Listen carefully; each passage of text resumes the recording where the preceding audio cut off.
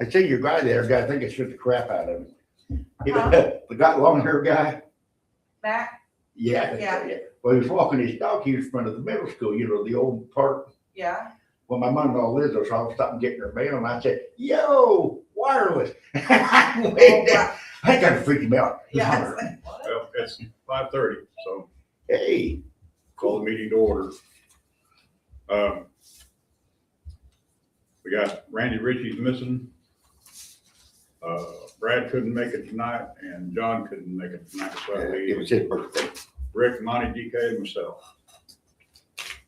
Got a copy of the minutes, anything you gotta change or revise in there?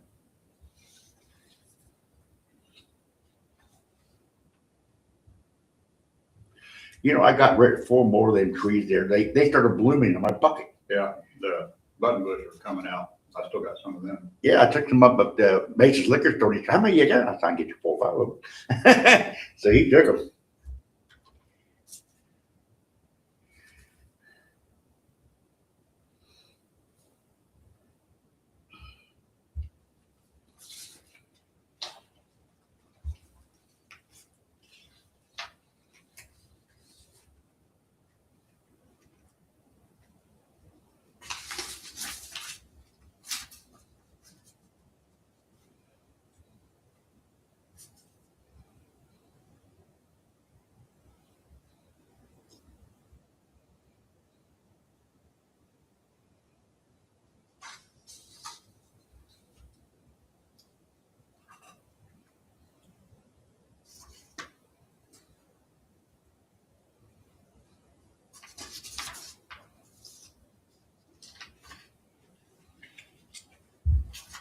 Any additions, deletions, revisions, corrections, etc.? Well, if nobody found anything, I'm making a motion to go ahead and approve the minutes. I'll second. All in favor? Aye. Aye.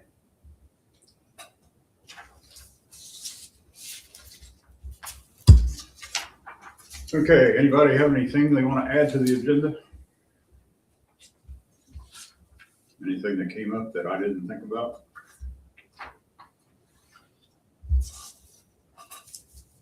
If not, we'll move on to old business.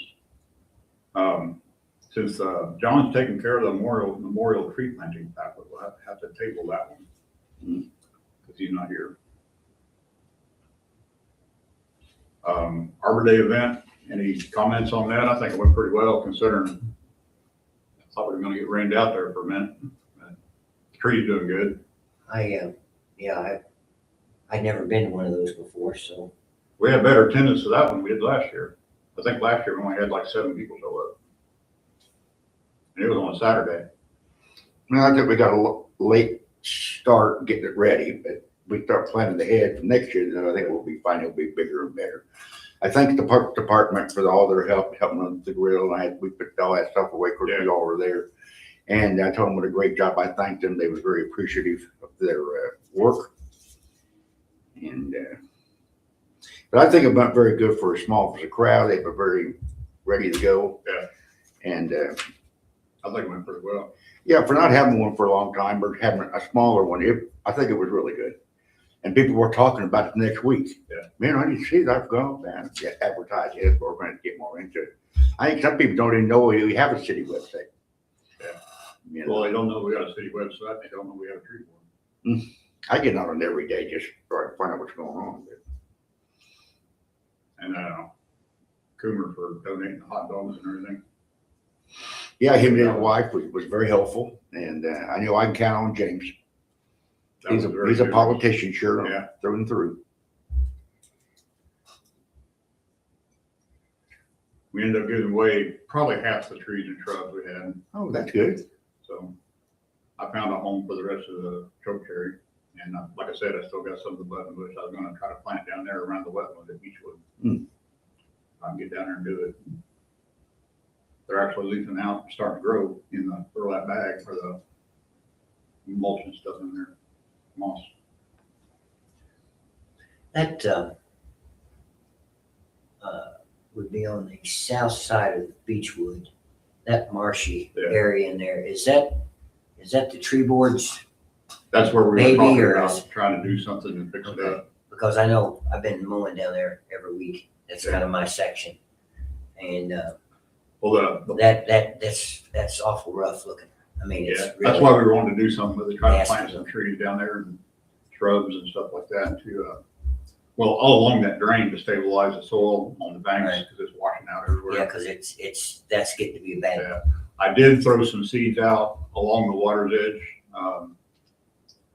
cattails, buttonbush, reeds, sedges, stuff like that. I thought about planting some of the buttonbush sprouts down there, maybe out in that little center part. You know, it's the way it, the way it is to me is, it's pretty rough. And if we could kind of clean it up a little bit, I'd be all in for that. Well, if we can get riparian type species established down there, that'll get rid of all the Johnson grass and all the other stuff that's growing in there, because that's not normally what you find in the Yeah. wetland area. And then it would be nice in the future if we can get some hydrology done on it to maybe make it hold water year round. Mm-hmm. Because in the summertime, when it gets droughty, that dries up. Right. And in the spring, like right now, in the early summer, it's got 6 inches of water standing in it. Yeah. So, but then the rest of that drain, all the way over to Railroad Street, is washing out along the banks and probably pretty rough to take care of without spraying it. So we plant some stuff along there to stabilize that bank would be helpful, I think. Yeah, I see what you're talking about. And I did plant some trumpet vine, well, I did scatter some trumpet vine seed down there in the riprap. So it won't have anything to climb, it'll just grow on the rocks. Right. And if it gets out in the grass, you just mow over it. That's what I do at my house. I got it growing along the fence, and if it sprouts up in the yard, I just mow it down and it stays down. And then, let's see, the sedges and the cattails and the reeds, they'll stay down where it's wet. They won't spread. Chuck, what about the, there behind where the softball field is, that chain link fence, it's got some, vines and stuff on it, but that row of trees in behind that? Yeah. Are those, who trims those? Well, John and I trimmed some of them last time we Okay. were down there. Because they, They need. I gotta tell you, they're an aggravation. Yeah, I they. mean, they I need to don't be- wanna be negative, but They need to be cleaned they're, up. They've been it's there an for aggravation. years. I don't know who planted those originally, but they've been there for a long time and they need Because to be. I'm getting too old to duck and dive and they're coming straight down. We've been working on them as we do tree trimming down there. Like I said, last time, John and I worked on several of them. We were down there for about 5 or 6 hours. But, 2 people working on the whole park, it That's pretty tough. takes a lot of work. Yeah, yeah. It's an ongoing thing. We could do another tree trimming down there this fall and try to clean up some more of them. But yeah, they do need to be cleaned up and limbed If up. I'm around, I'd be more than happy to help. I would too. Does the Department of Natural Resources or any other state agency have guidelines about developing? Not that I'm aware of.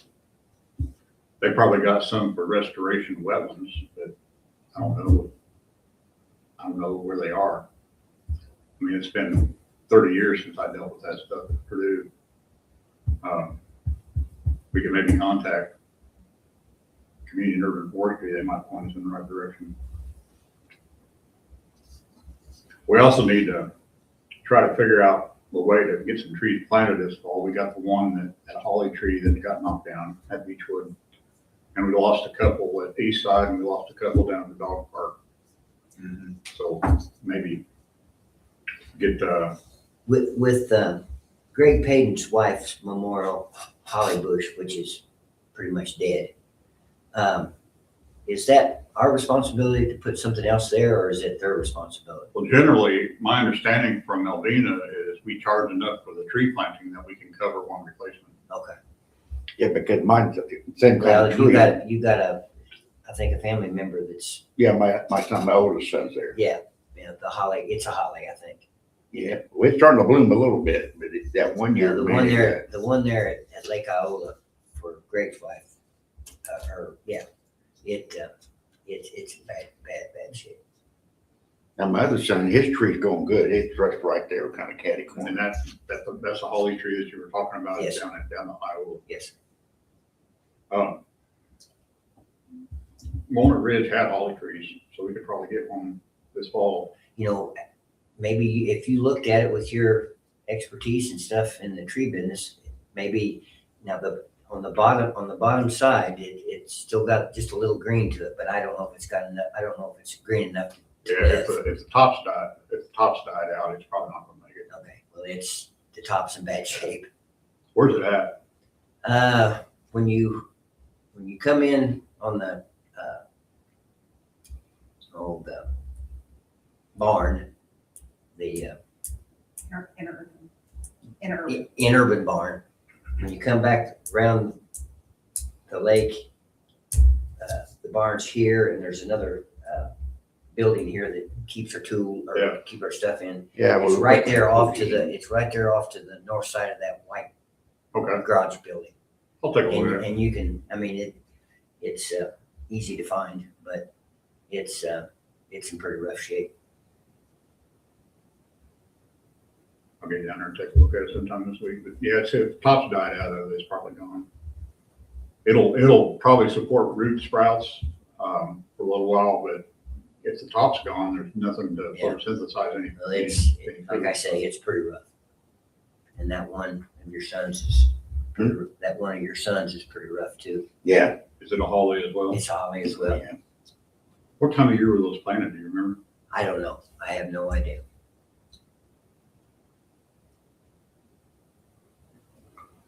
I got to segue into the next thing is the Great Scott Tree board members. Anybody interested?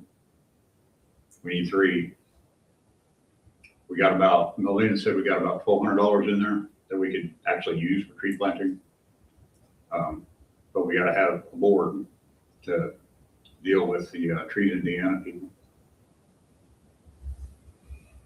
We need basically a president, a secretary, and there's really no books to keep or anything. It's just mainly a president, secretary, and probably a vice president to be at the offices you would have. But she said they only meet like once or twice a year. It's not like every month or anything. I'd like to pass along some names to her if anybody's interested in doing that. We can nominate the people that aren't here. That'd be enough. Just somebody got a Sounds point. like a pretty good deal. It's usually how that Randy would works. love that, wouldn't he? Hey, you're president of the Great Scott Tree. Does part of that exist already? Well, it's in limbo right now because there's nobody on it. Melina was the president, and then the lady that was a school teacher, Oh, they got married. Exactly. She was like the vice president, and there was somebody else that was serving as her secretary. And basically, they would be the liaison between us and Trees Indiana. So if we had any reimbursable expenses, like if we bought stuff for like the hot dogs, for example, we could get reimbursed for those. The saplings, we can get reimbursed for those. They would provide funds for tree planting. We buy a tree, they would reimburse us for that. And like I said, according to her, she said, we got about $1,200 in that account. That if we don't have a board, we'll lose that money and we'll lose the affiliation. Well, let me ask a couple of people. I And it wouldn't mind wouldn't- helping, but I just now finally got done with baseball, Yeah. 2 months of that. It wouldn't necessarily have to be 3 of us. It could be like one of us and 2 other people outside that are willing to help. But we need to get something ironed out because Yeah, they're going to be because asking for it in. I mean, if push comes to shove, I'd step in to help, but I've got enough going Yeah, on. it's the same here. Being president of tree board is enough for my full-time job in this. I'm pretty much swamped. Yeah, that's how I am raising a 10-year-old kid, man. It's a lot of effort. Well, if you can come up with a couple people to serve with us, that would be helpful. Yeah, maybe I get Coomer to do it. He likes that kind of stuff. Yeah, he might. I thought about asking Terry if he knew anybody that would be willing to do it. Kind of be a Well, yeah. sub-component of the tree board. Because we'd be working with them when it comes to doing tree planting projects and events. So, I think somebody should mention that to Terry. yeah.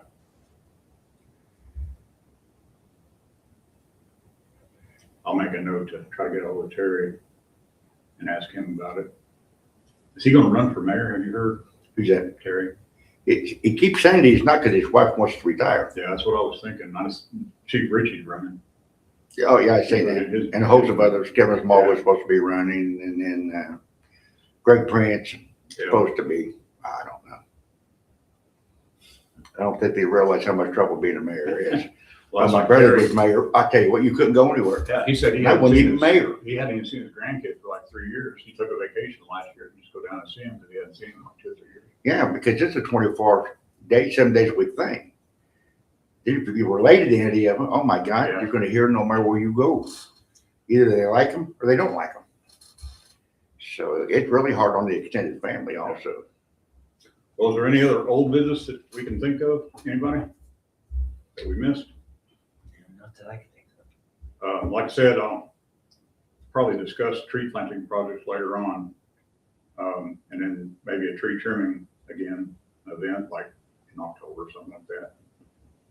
Try not to schedule at the same time as the courthouse or the, whatever it is down there that they have at Beechwood. What was that called? The thing they had in October, the same weekend we had planned the tree trimming. Fall Fun Festival. Oh, yeah, the fall festival. Yeah, typically you ain't got a little tent or something, set something up and just kind of pass out stuff. Yeah, well, I was hoping if we can get the memorial tree planting pamphlets ironed out, we could. Yeah, we put that in there too, see, maybe find some interested people, maybe somebody retired might be looking to do something. Make a flyer for the tree board, and we could maybe sit in with the city right up, move down there, we could maybe. Yeah. Get a chair in there. Who would be willing to sit down there? Hmm. You wanna sit down there all day, or part of the day? Oh, I'll probably be there most of the day anyway. My grandson will be there and his friends will be there and we'll That's probably something we never can- leave anyway. We can start talking about it as we get closer, something to think about. But we've went the last couple of years and it seems like once we get there, we never leave. Yeah. So it's a good little festival. I like going down there for the barbecue. It's pretty good. Well, Just one thing, if you don't mind, I would be willing to make some inquiries as far as guidelines for developing. Yeah, sure. this area. Yeah.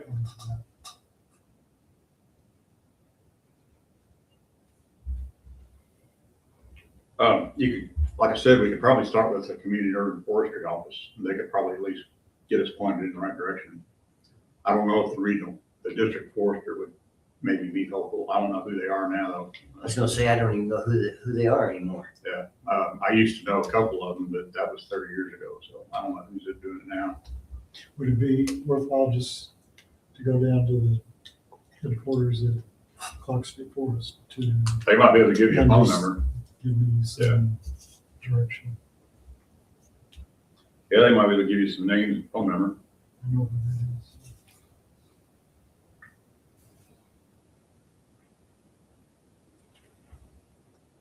Are we ready to move on to new business? New business. The fall tree planting, like I was saying earlier, we kind of got out of order again. Terry was talking about maybe getting us a line item in the budget. We can maybe get some money in there for that. For tree planting, we could buy 2 or 3 trees to replace, especially to replace the memorial trees and maybe some of the ones we lost. Walnut Ridge, like I said, they had some hollies and they had a lot of good selection down there this last time. So we could probably get some trees like we got the Shumard oak that was easy enough to handle, small, instead of getting like the big ones we had at Beechwood that are 2-inch diameter, and 600 pounds. Oh, yeah. When you mentioned hollies, are these American hollies? Yeah. I believe so, aren't they? Is that American holly what you planted down there? That memorial tree, those are American hollies. Yeah, I mean, I'm not gonna say because I don't know. That would be my guess is they were all American hollies. I don't know if, Yeah, Jerry just took care of it. yeah, I mean, you know. he probably got those at Walnut Ridge too. Because the city, I found out the city does have an account down there. I didn't know that. So we got everything wholesale. Hmm. Saved us about 60 or 70 bucks on the price, so.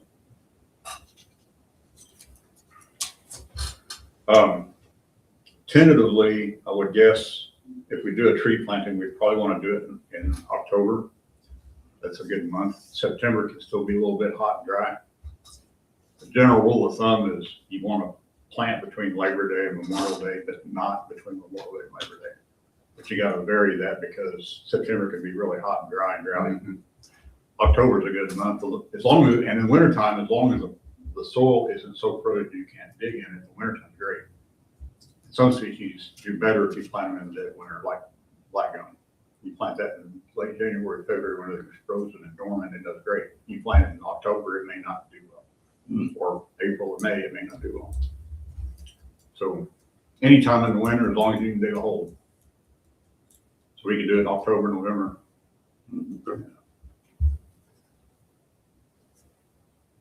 And I'll see if Terry can give us some money for some of that.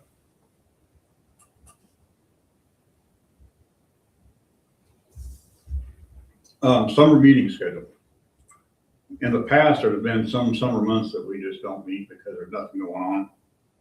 So I'm kind of thinking that's probably going to be like June, July, maybe even August. I don't foresee anything coming up we need to really meet about. Yeah, because my wife's not told me when I'm going on vacation yet, so I can't, she'll let me know. You know, we get closer to the planting time, we start, you know, with maybe August or definitely September and start planting stuff out for October, November. And maybe even start hitting up the city departments for the funding for the Tree City USA and figuring out Arbor Day and all that kind of stuff. We can start that in September, October, get a head start on all that. So you want to call off, say, June, July, and that sounds. Yeah, it sounds like right now everybody's pretty busy, it seems like. And summertime gets busy, people go on vacation. That'd probably be better, because we just barely got a Yeah, quorum 'cause today. school starts, what, the second week of August? Yeah. So June, July would be the 2 months I would So suggest. we'll skip June and July. And then, next meeting we'll do August. Sure. Yeah, I'll look and see what Tuesday that is. I need to bring my own. Thank you, sir.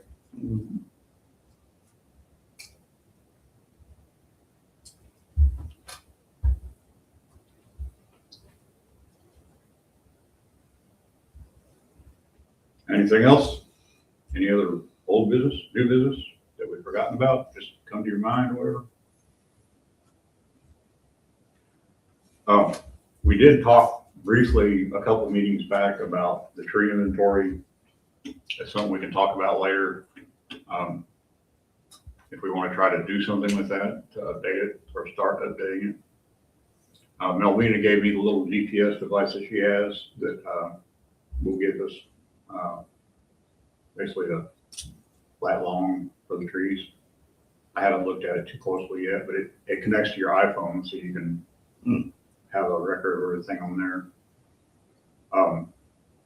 It's the kind of thing that we would probably do incrementally, not all at once, because it took me like 2 years to do all of it last time.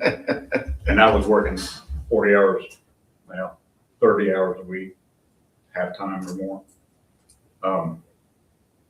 We could spend the occasional Saturday a few hours, but it'd be the kind of thing where you maybe do a couple city blocks today, and then another week or two goes by, you do another couple city blocks, and it'll take 5 or 6 years to get through. But if you keep that schedule up, you'll eventually do a circuit or get the whole thing done. That's how we used to handle when I worked for PSI and in New Albany and doing utility forestry with the power lines, trimming trees on the power lines. You'd have like a 3 or 4 year cycle. So you do trimming on one circuit, and you would do just what needs to be done to last for 3 years. And then you go to the next one and the next one and the next one. And then by the time you get done, you circle back to that first one you did, you're at 3 years and it's time to do it again. And that way it's just in time, is what they call it, just in time trimming. And it'd be kind of the same thing with getting a cycle established with the city tree inventory.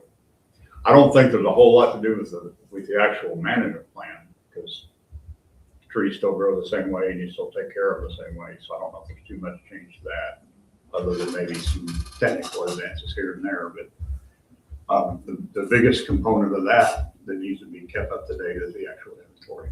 And the inventory includes trees that are out there and vacant spots where you can plant trees. And the trees that are out there, you're looking at their health and their trimming and pruning needs, maintenance needs. If they're growing under power lines, you try to get them out of there and plant something more appropriate or not planting anything at all. If they're dying back, you try to get them removed. We got a lot of trees that are dead in town that need to come down. That would probably be the first thing, because that's the biggest liability. If a tree's sitting on city property and it falls on something, then the tree is responsible, the city is responsible for that tree. And there could be a tort claim or something like that. Probably more likely to happen now that the city actually had an inventory done and stopped working on it. Back in 2001 or whenever it was, I finished it.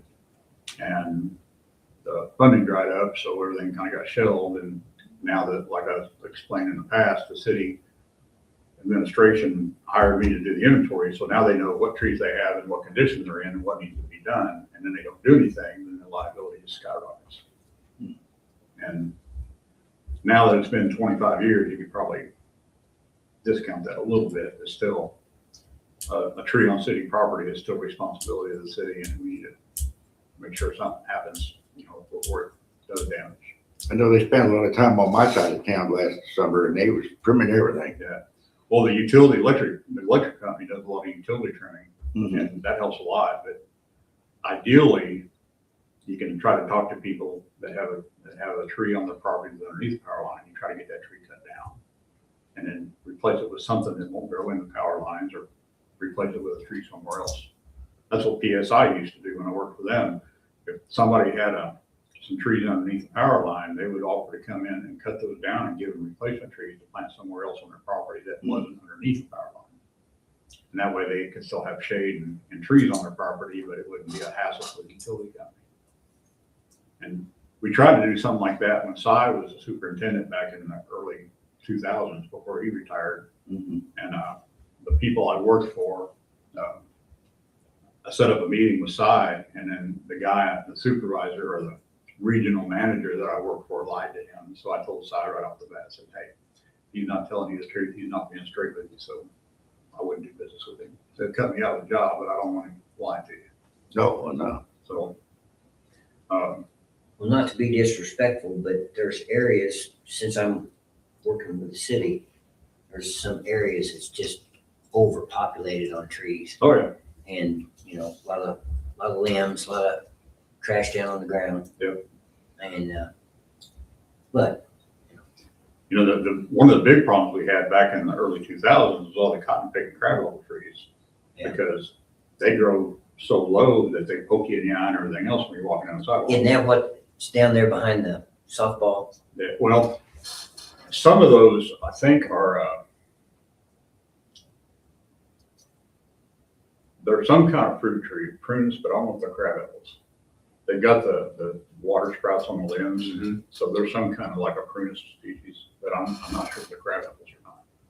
Well, they'll sure get in your pocket if you're not paying attention.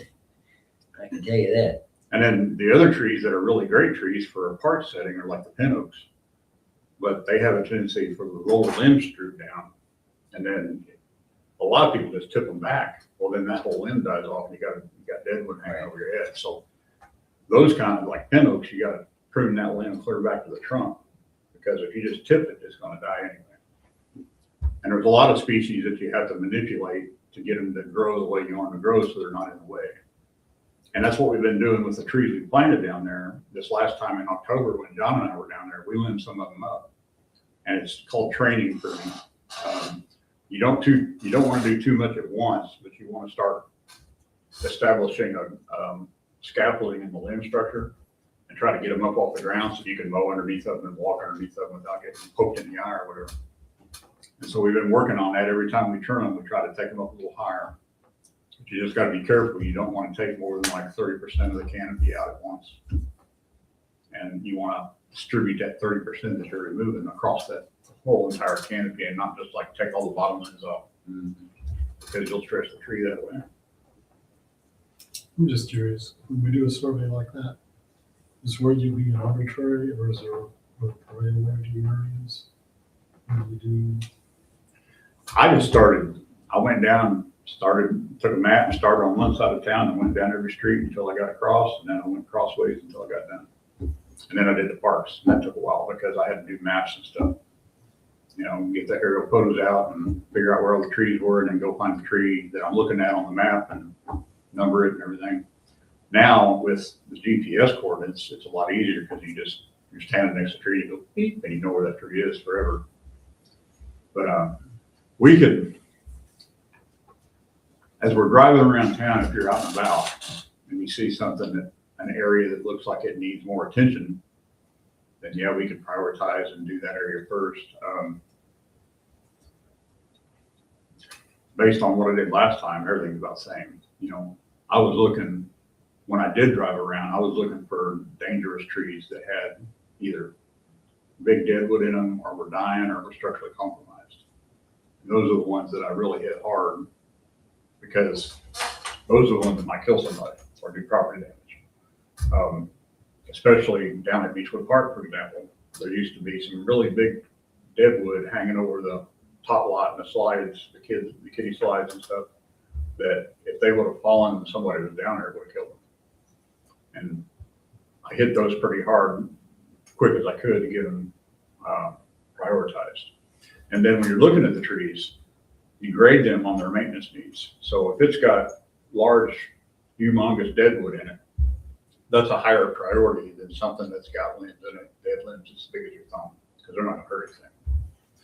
And Well, there at the Frisbee Park, oh, down at the Splash Park, that, I tell you what, I'm almost afraid to mow. I would have heard that one. In there because of how many dead trees there are in that area.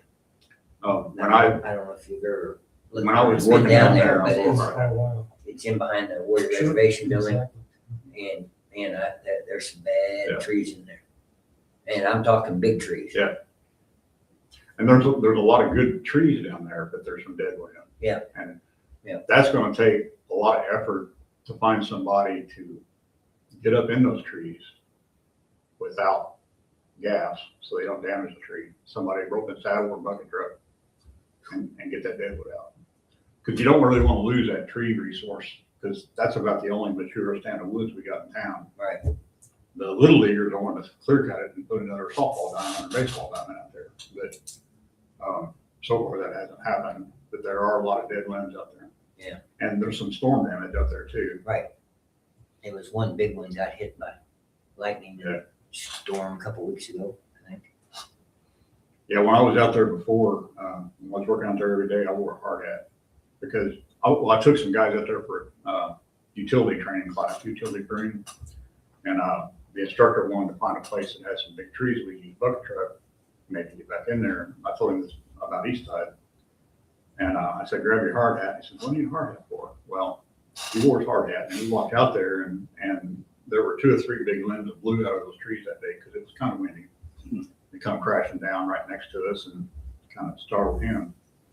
But I was wearing hard hats when I was down at Lake Iowa because all those ash trees that got hit by the EAV were starting to lose limbs. Right. And then out at East Side, they were starting to drop limbs because of the storm damage and everything else. So it's the kind of thing you got to be aware of. If you're just out there walking around, you're just conscious of where you're at and what's over you. That's anywhere you go, where you're walking down a trail in the Hoosier or wherever you're hiking. You know, you don't want to linger underneath trees that have dead limbs in them. Right. So you want to keep moving and know what's over your head.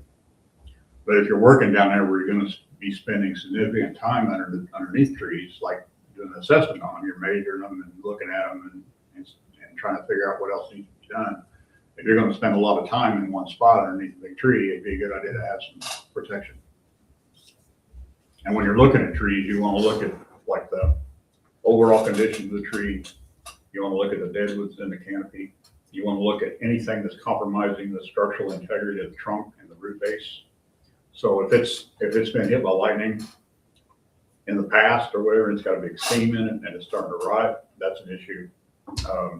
If the root ball's twisted a little bit on one side where the wind's starting to tip it, you see the root ball start to come up on one side, that's an issue because it's not stable anymore. So that's the kind of thing you got to look at. A lot of it is subjective. It's based on experience. Right off the bat, going out there, it may not be too easy to do that. So what I've had people do in the past that have helped me on inventory is I have them go locate the trees and try to figure out what species it is, and then I'll come back and do an assessment. And look at some key components to the structure of the tree and soundness of the root base and the trunk and everything, and look for deadwood. Deadwood's the easiest thing, especially when the leaves drop off in October, November, we can see everything. You can spot deadwood real easy.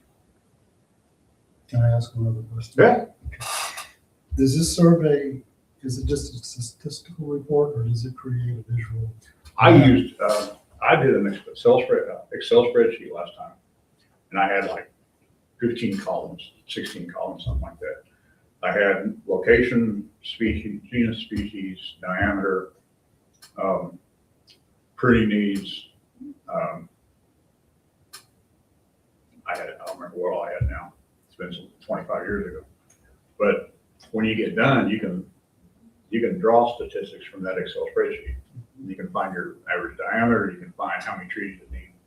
We had categorized them based on the size of deadwoods and whether they were a high or low priority. So there was a class 1 pruning need, there was class 2, class 3. Well, class 1 had the big deadwood. They could kill somebody. Class 2 was, class 1 was deadwood over, I think it was 6 inches in diameter. And then class 2 was deadwood between 3 and 6. And class 1 was under 3 or something like that. I can't remember for sure. It might have been 2, 4, and 6. Can you create a visual map of Scottsburg and show what's where, where the tree canopy is? Yeah. Especially nowadays with like AutoCAD, you've got the capability of generating metadata with each point you put in there. So you could have all the trees that are priority 1 pruning needs, and those could all be in red.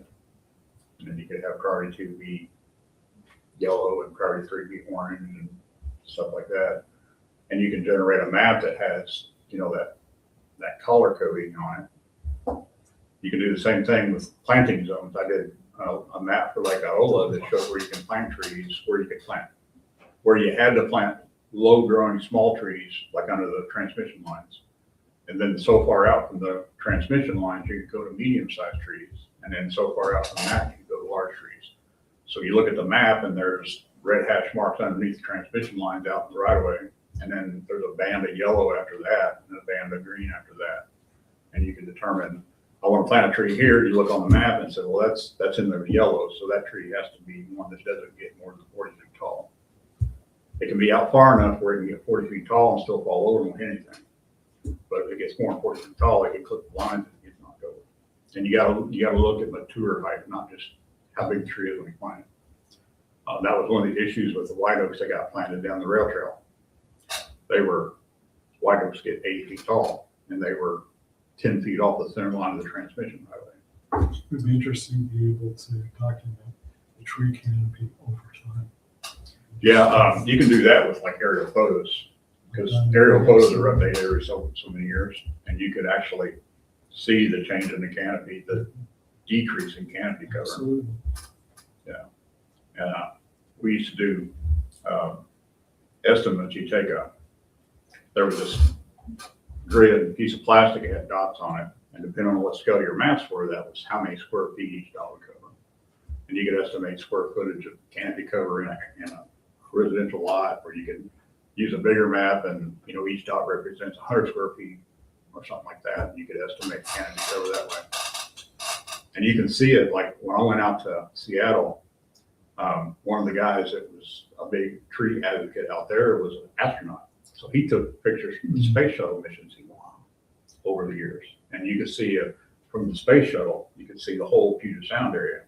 And you could see the canopy just decreasing every year, urban sprawl. And it was amazing how much it decreased over like a span of like 10 or 15 years. So yeah, you can do all that. I don't know how I would print it out because I don't have a big enough printer to do it, but used to have a pen printer that I had access to that I could print out a full-size map, on like 3-foot wide paper. That was a big long roll. And then the aerial photos we got on Mylar, we got them up to Seymour at the airport up there. There was I can't remember the name of the company. I think they're still there. But they flew and did aerial photos of all Scott County and Scottsburg And it was like $100 for the aerial photo, but it covered all Scottsburg. And that's what I did my tree maps on for the city parks. They're still there. I think so. I think they are. I haven't been up there for a while, so I'd have to go check, but I think they're still there. But that would be something that we could at least get started on. It might be a 10-year cycle to get through everything in the whole city. Stacy Turner, cartographer for the county, several years ago, she accessed some. Yeah.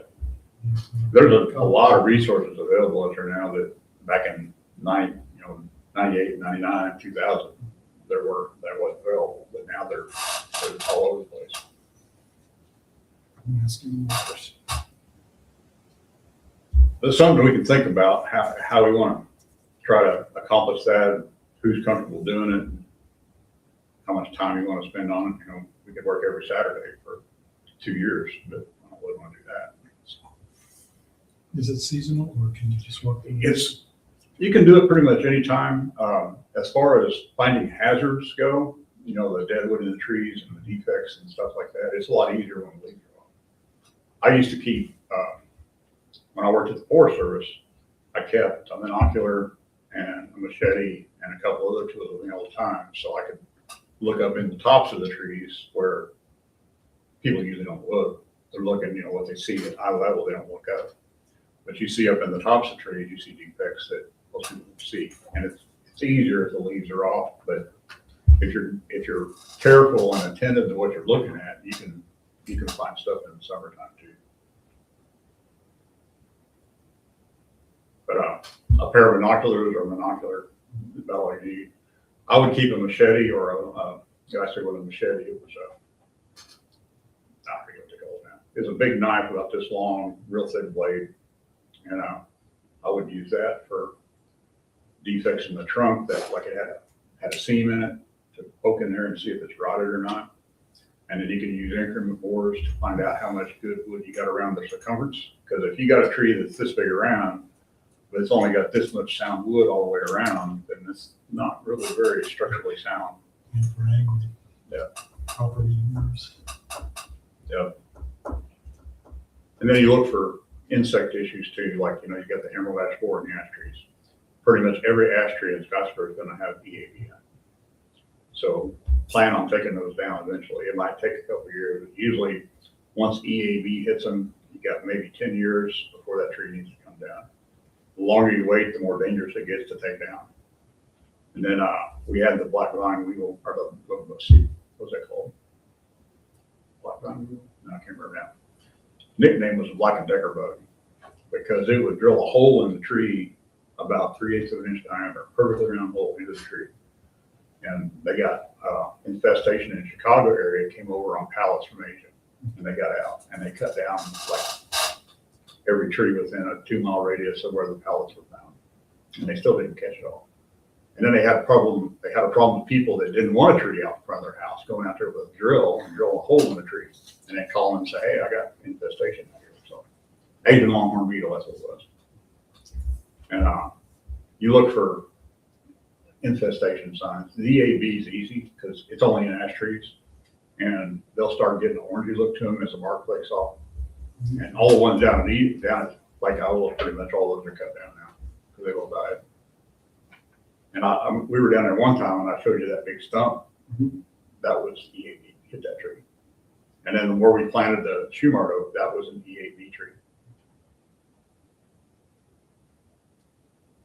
And a lot of it, like I said, it's subjective and it's based on experience. So it's the kind of thing you just gotta pick up over time. It's better to be safe than sorry. If you think a tree needs to have something done to it, and do something. Don't put it off because if there's dead wood in it especially, it could really hurt somebody. I've got two at home that has, the woodpeckers have pretty much riddled it, both of them. And they're getting to a dangerous stage. They probably got bored in them or something. But my neighbors across the street from where I live has got an ash tree that's just ate up with EAB. And I told them about 6 or 7 years ago when they moved in that they need to think about getting that tree cut down. And it's bushy where it's sprouted new growth from the limbs, but it's mostly dead. So there's, in the center of the tree where there used to be open space because it was the middle of the tree, now it's all solid with leaves and then all the out limbs sticking out. And it's starting to fall apart. We can think about that, maybe starting this fall. How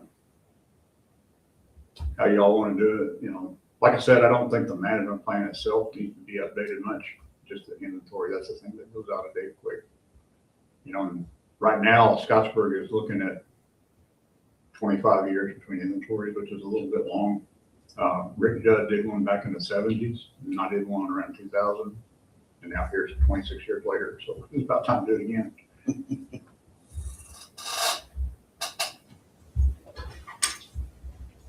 Anything else? No. No, Well, I'll make a motion, we adjourn. I'll second it. Oh, there you go. I'll second it. That's why I like you guys. and it is 6:35 right now. Hey, then they go. And we'll stop. Now we can talk about other things.